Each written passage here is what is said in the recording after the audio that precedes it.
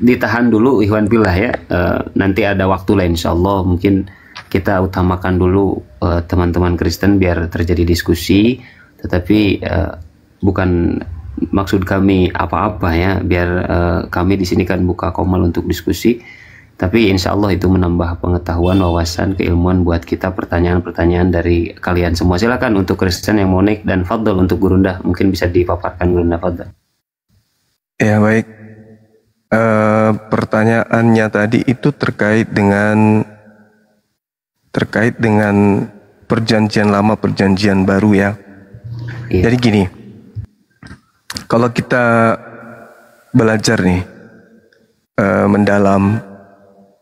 kita mendalami kemudian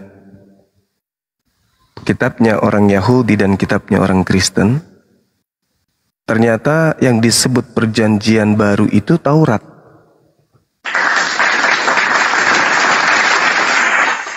Ya, di agama samawi, agama langit, di dalam pengajaran Yudaism, Yeremia 31, 31, 32, 33. Ternyata perjanjian barunya Tuhan dengan Bani Israel itu adalah hukum Taurat. Jadi itu perjanjian baru. Itu perjanjian baru. Yesus pun datang mengajarkan perjanjian baru yang Taurat itu. Yesus tidak membawa hukum baru. Yesus tidak membawa ketetapan-ketetapan atau syariat baru, enggak. Nabi Isa datang kemudian meneguhkan Bani Israel untuk kembali kepada hukum Taurat. Ada di dalam Matius 23, nomor 1, nomor 2. Banyak dalil, Matius 5 dan seterusnya. Jadi perjanjian baru Tuhan dengan Bani Israel itu adalah justru hukum Taurat. Nah, sekarang kita lihat dari skala besarnya. Ketika kita berhadapan dengan Kristen, orang-orang Kristen membagi dua, kitab perjanjian lama, perjanjian baru. Perjanjian barunya orang Yahudi dianggapnya perjanjian lama. Karena kenapa? Mereka ingin mengunggulkan, mengorbitkan kitab kanon dan surat-surat Paulus serta surat dari orang yang tidak diketahui sampai hari ini, yaitu Ibrani. Itu mau diunggulkan. Maka demi untuk mengunggulkan surat ini, kitabnya Yahudi yang perjanjian baru mereka katakan perjanjian lama, dan kitab baru mereka dijadikan sebagai perjanjian baru. Nah, bagaimana sifat dari kedua kitab ini? Pada dasarnya yang datang di perjanjian baru milik orang Yahudi itu adalah firman Tuhan dan pernyataan-pernyataan Tuhan melalui mimpi dan penglihatan para nabi-nabi Israel. Sedangkan perjanjian baru milik orang Kristen ini adalah kitab yang dituliskan berdasarkan kesaksian-kesaksian.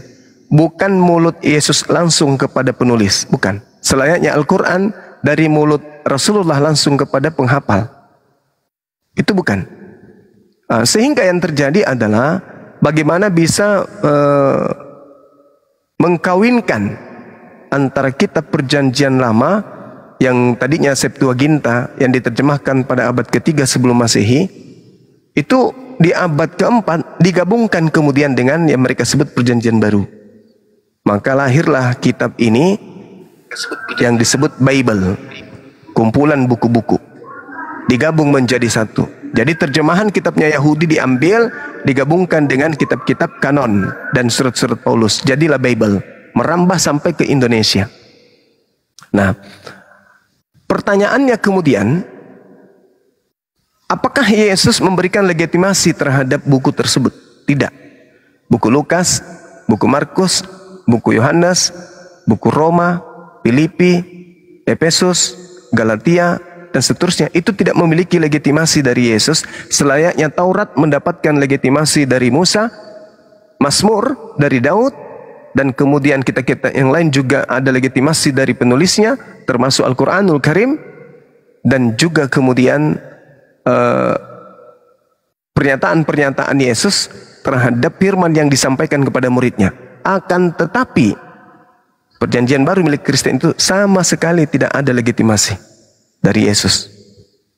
Nah, itu saudara yang bertanya tadi.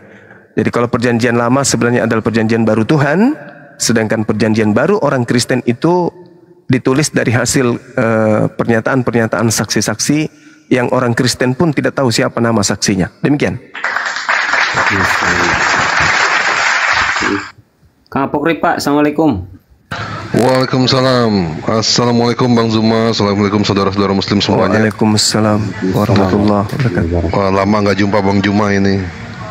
Iya Bang. Terakhir kita ketemu di Kuningan itu ya Bang Juma. Kuningan? Iya. Oh iya. Jakarta. Iya. Masya Allah, betul. Iya Bang. Ingat. Ini apa? Saya iseng aja naik ini. Halo, tadi apa? Selamat siang. Salam. Ya, silahkan Pak JP, selamat siang. Kang Apokri Pak, nanti dulu ya, Kanda ya. Oke, iya. Bang Juma bisa bertanya? Iya, silakan Bang. Bentar dulu, Abang JP dari Protestan Katolik, Bang. Mau tanya itu Protestan. Oh, dari Protestan. Silakan kalau mau bertanya, silakan. Bang, saya ini baru buka TikTok, baru sering kan cuma nonton itu di YouTube. Ya, karena sering saya dengar pernyataan Bang Juma ini membingungkan. Karena kemarin sempat saya dengar ini Bang Juma sering serang Yesus, sementara juga bilang gimana itu Yesus dimuliakan, sementara lagi menjatuhkan. Pertanyaannya, silakan Pak. Pertanyaannya. Jadi maksudnya gimana ini? Baik Bang, baik. Jadi pertanyaannya siap.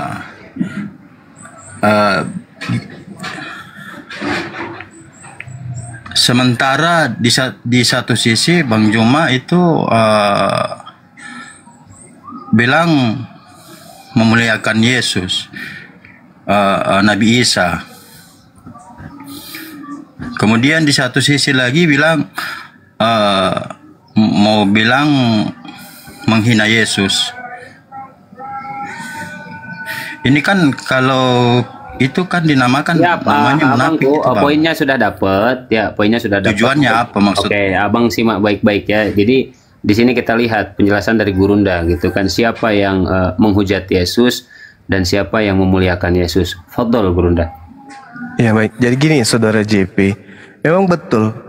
Pernyataan saya itu terkait dengan oknum yang dikatakan bernama Yesus itu ada dua. Itu betul, saya akui. Karena memang di dalam Bible Yesus itu ada dua. Yesus asli dan Yesus palsu. Yesus asli itu di mana itu? Di mana tertulis? Oke, baik. Di dalam Lukas 21 nomor 8. Matius 24 nomor 5. Coba Anda buka. Silakan Pak. Lukas 21 nomor 8. Waspadalah kepada penyesat yang akan datang kepadamu dengan memakai nama Yesus dan berkata, akulah Yesus. Penyesat akan datang dengan memakai nama Yesus. Matius 24 diterangkan di data nomor 5, sebab banyak orang akan datang dengan memakai nama Yesus dan berkata, akulah Mesias Kristus. Dan mereka ini akan apa? Menyesatkan banyak orang. Sekarang dari mana kita bisa mendeteksi kebenaran pernyataan Yesus? Ada Yesus baru yang datang kepada Paulus, hanya berupa cahaya dan suara. Ada juga Yesus baru yang datang di tahun 100 di Pulau Patmos, mengaku sebagai Yesus bintang timur. Ada juga Yesus mengaku Alfa dan Omega. Ada. Sedangkan Yesus yang asli, yang datang melakukan penginjilan di tengah-tengah Bani Israel, itu hanya manusia. Dia hanya manusia, bukan Tuhan. Kristen dengan dogma yang dibawa oleh, yang diusung oleh gereja dari barat, Yesus itu 100% manusia, 100% Tuhan. Artinya apa? Kristen di dogma, di doktrin, dilucuti otaknya untuk meyakini bahwa Yesus yang dua tadi itu hanya satu, yaitu Yesus yang manusia adalah juga Yesus yang adalah roh. Yesus yang roh yang hanya cahaya dan suara adalah juga yang datang sebagai manusia. Digabung menjadi satu. Padahal Yesus mengatakan, waspadalah supaya jangan ada orang yang menyesatkan kamu, sebab banyak orang akan datang dengan memakai namaku Yesus dan berkata, akulah Mesias. Nah, yang datang ke Paulus, contoh, coba Anda buka di Galatia 1 nomor 12. Aku Paulus menerima Injil bukan dari manusia. Berarti bukan dari anak Maria, bukan dari Yesus. Bukan dari Yesus yang penginjilan kepada manusia Bani Israel. Karena yang melakukan penginjilan kepada Bani Israel, murid-muridnya adalah manusia Yesus. Sedangkan Paulus mengatakan, aku menerima Injil bukan dari manusia. Berarti bukan dari Yesus yang asli, tetapi dari Mesias Yesus. Ingat? Ingat? Sebab banyak orang akan datang dengan memakai namaku Yesus dan berkata, akulah Mesias. Paulus menerima Injil bukan dari manusia, tapi dari oknum yang mengaku Yesus Kristus. Itu adalah oknum yang berbeda. Karena Yesus yang datang melakukan penginjilan adalah manusia. Sedangkan yang datang penginjilan kepada Paulus bukan manusia, tetapi Mesias. Dan Yesus sekalipun mengatakan waspada kepada Mesias palsu. Yang datang kepada Paulus adalah Mesias. Waspadalah kepada Mesias palsu. Dan di data nomor 24, nomor 23 sampai 27, Yesus berkata, apabila ada orang berkata bertemu dengan Yesus di sini, Yesus di sana, jangan kau percaya. Camkanlah, aku telah mengatakannya terlebih dahulu. Jadi apabila ada orang berkata ada Mesias di padang gurun, ada Yesus di dalam bilik, jangan kau percaya. Sebab Yesus palsu, nabi-nabi palsu akan muncul dan akan melakukan mujizat dan sekiranya mungkin menyesatkan orang-orang pilihan dan banyak orang. Jadi kalau saudara melihat Bang Suma menjelaskan, kok terkadang Yesus memuliakan terkadang Bang Suma memuliakan Yesus? Yes, karena Yesus yang nabi, Yesus yang rasul, yang Mesias asli, yang datang ke tengah-tengah Bani Israel itu adalah manusia suci. Dia manusia suci. Kisah para Rasul 4 nomor 30, Yesus adalah hamba yang suci. Dia itu adalah manusia suci yang tidak tersentuh oleh dosa sedikit pun, tidak tersentuh oleh setan sedikit pun. Setan tidak berhasil kemudian untuk menjamah Yesus. Itu adalah manusia mulia. Dia manusia mulia, dia manusia suci, dia manusia kudus, tidak tersentuh oleh kekejaman setan maupun manusia. Sedangkan Yesus yang digantung di atas tiang salib dan yang datang kepada Paulus dan penulis kitab Wahyu, itu adalah Yesus lain. Yang dikatakan oleh Yesus, waspadalah kepada Yesus palsu, Mesias palsu, Yesus palsu, Kristus palsu. Nah, Kristus palsunya dan Yesus palsunya datang kepada Paulus yang mendirikan agama Kristen. Hari ini Kristen pengikut Paulus itu mengikuti Yesus palsu. Siapa Yesus palsu ini? Lihat di dalam Lukas 10 nomor 18. Kata Yesus asli, aku melihat iblis jatuh dari langit ke bumi berupa cahaya. Lihat yang datang kepada Paulus, berupa cahaya. Lihat di dalam Yesaya 14 nomor 12, nomor 13, nomor 14, nomor 15. Apa di sana? Di situ ada Helal bin Zakar. Helal bin Zakar itu adalah bintang fajar, bintang timur. Disebut Lucifer, iblis. Dia diturunkan Tuhan ke dalam kubur. Lihat di dalam konsep Kristen. Lihat di dalam Wahyu 22 nomor 16. Apa yang diterangkan di sana? Akulah Yesus. Akulah Yesus, sang bintang timur, bintang gilang gemilang. Nah, sekarang pertanyaannya adalah, yang mengatakan dan yang mengaku kemudian sebagai bintang timur di dalam Yesaya itu siapa? Iblis. Yang datang di Pulau Patmos mengaku Yesus dan mengaku bintang timur itu siapa? Anak Maria. Sudah pasti bukan. Lalu siapa? Yang bangkit di hari ketiga dari kubur itu siapa? Ke dalam orang mati, kubur alam orang mati aku turunkan engkau.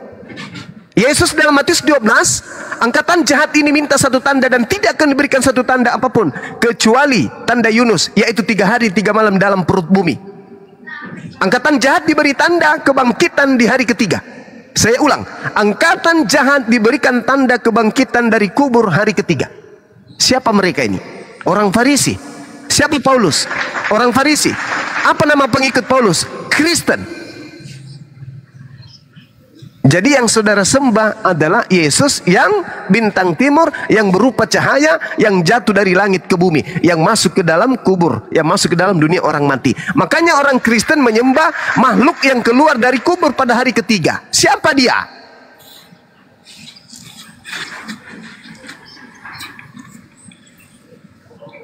Ingat Bung, antara pengajaran Yesus di tahun 30 sampai 33 itu terjadi kekosongan. Ketika dia terangkat ke langit terjadi kekosongan.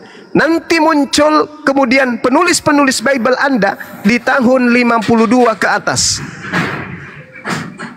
Kristen kemudian menyatakan diri secara resmi itu di abad keempat, yaitu Katolik. Jadi antara Yesus dengan orang yang tidak bersunat, antara Yesus dengan orang yang ibadah hari Minggu, antara Yesus dengan mereka yang makan babi, makan kucing, makan anjing, makan tikus, antara Yesus dengan mereka yang kemudian menyembah Yesus, itu jaraknya kurang lebih puluhan sampai ratusan tahun baru muncul. Dan antara Yesus dengan mereka itu tak ada hubungan sama sekali. Jemaat yang dibentuk Yesus adalah jemaat yang tidak makan babi. Jemaat yang dibentuk Yesus adalah jemaat yang ibadah hari Sabtu. Jemaat yang dibentuk Yesus adalah jemaat yang menyembah Elohim. Jemaat yang dibentuk Yesus adalah jemaat yang tidak makan babi dan bersunat. Sedangkan Kristen itu bukan jemaatnya Yesus. Dan Yesus berpesan kepada muridnya Bani Israel, waspadalah kepada serigala buas yang datang kepadamu nyamar seperti domba. Domba itu Bani Israel, serigala itu Bani Romawi. Waspadalah kepada serigala yang datang kepada nyamar seperti domba. Ingat, yang disebut domba itu hanya Bani Israel. Yeremia 50 nomor 17. Bani Yakub adalah semisal domba. Kristen bukan Bani Yakub, tapi mengaku domba. Berarti mereka lah serigala yang nyamar-nyamar domba tersebut. Saya kira begitu Saudara JP. Terima kasih atas pertanyaan saudara. Saya izin sejenak karena di sini saya harus ibadah, menyembah Tuhan yang disembah juga Yesus.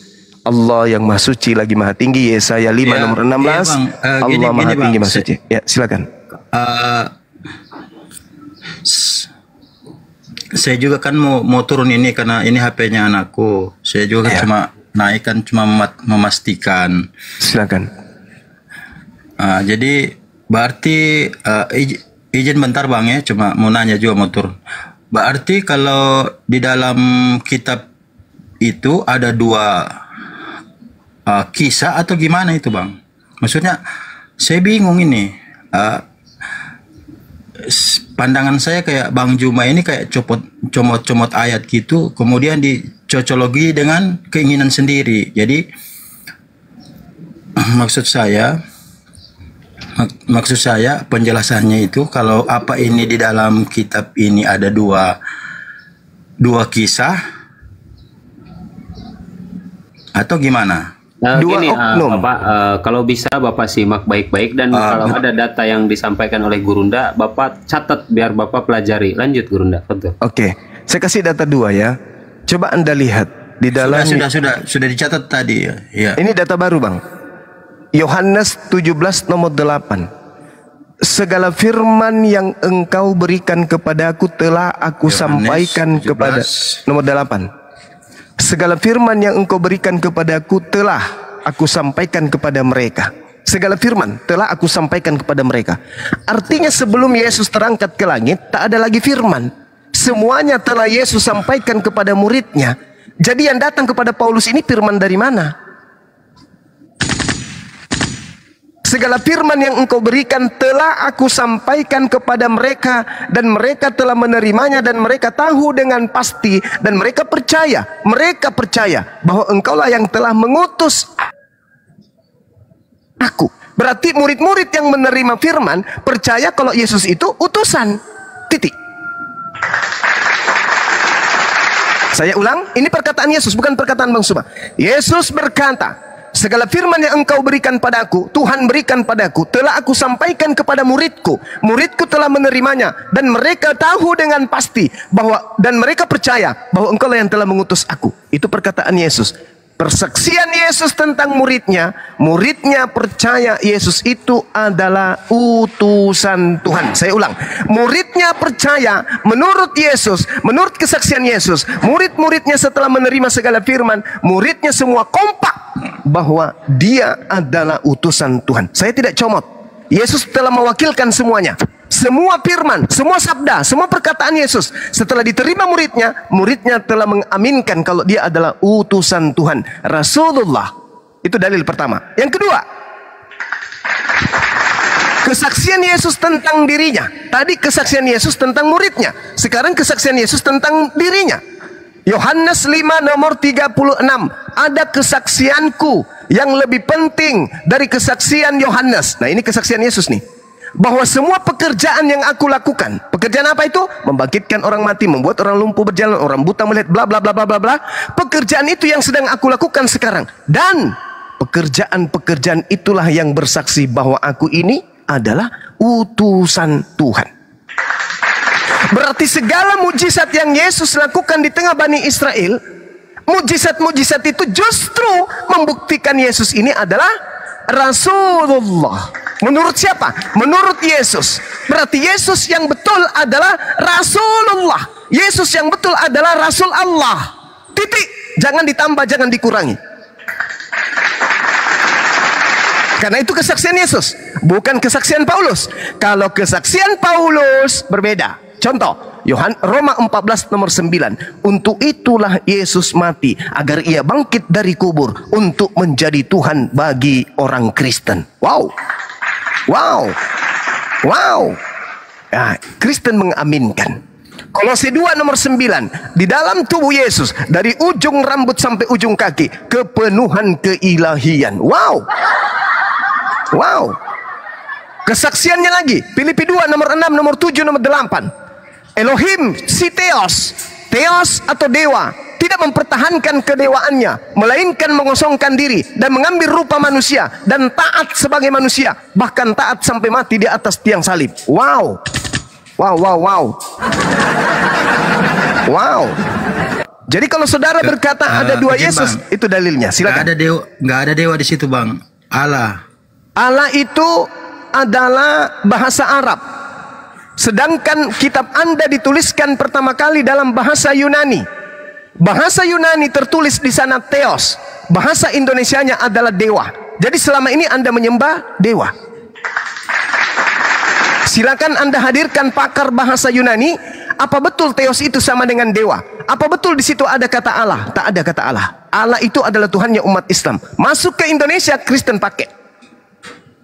Sebenarnya yang kalian sembah itu adalah dewa. Yang nusul menjadi manusia adalah dewa. Selayaknya Krishna adalah penjelmaan dari Brahma. Makanya Trinitas dan Trimurti itu adalah satu paket yang sama. Beda tapi sama. Sama tapi beda. Serupa tapi tak sama. Tetapi pada hakikatnya sumbernya adalah satu, yaitu Romawi dan Yunani. Jadi Theos itu dewa. Coba Anda lihat di dalam Markus 1 nomor 1. Yesus ini adalah anak Theos. Berarti Yesus adalah anak dewa. Saya kira begitu, Bang. Saya harus ibadah. Kalau masih ada nanti dilanjut sama guru-guru saya yang ada di sini. Izin ya, okay. Ibadah. Terima kasih, Bang. Oke, Saudara JP. Nanti ketemu nanti. Ya. Baik. Banyak HP mau dipakai juga. Ya, silakan Bang JP. Iya. Ya. Baik, mari kita belajar. Silakan.